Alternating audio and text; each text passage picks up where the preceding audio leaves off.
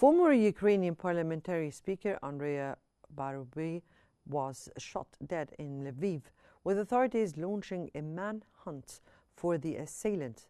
Andriy Parubiy, 54, former Speaker of Ukraine's parliament and ex-secretary of the National Security and Defense Council, was shot dead on Saturday in Lviv.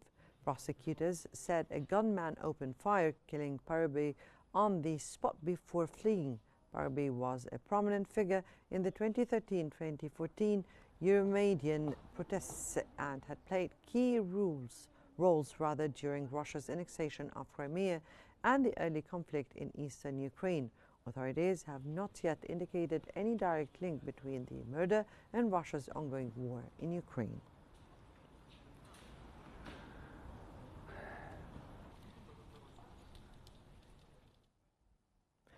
German Chancellor Friedrich Merz said Russia will only end its war in Ukraine when it cannot continue militarily or economically.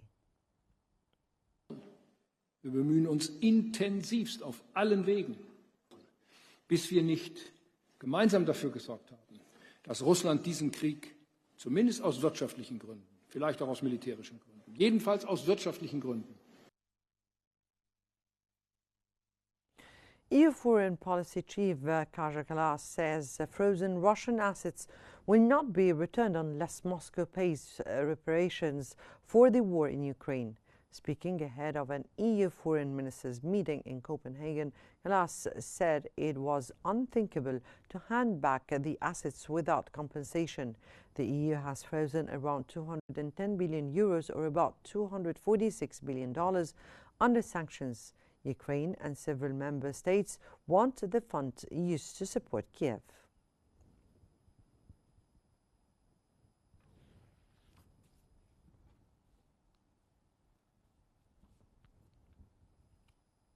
Russia's top general says forces are pressing non-stop offensives across Ukraine, claiming major territorial control.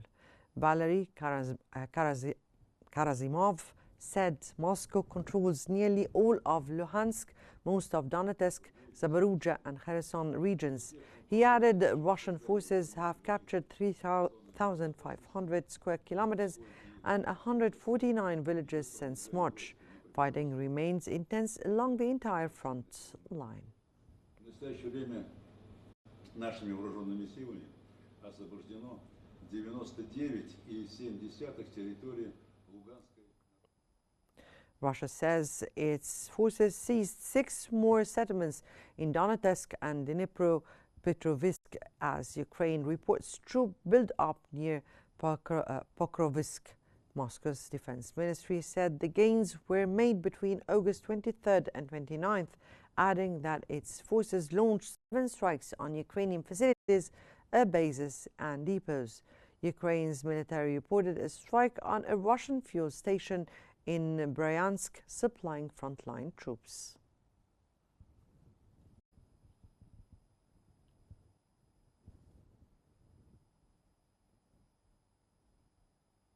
A Russian strike on Ukraine's Zaporizhzhia killed 1 person and injured 24, including 3 children, according to local authorities. Governor Ivan Vedrov said 14 residential buildings were damaged, cutting power and gas supplies. President Vladimir Zelensky accused Moscow of using diplomatic preparations as cover for fresh attacks.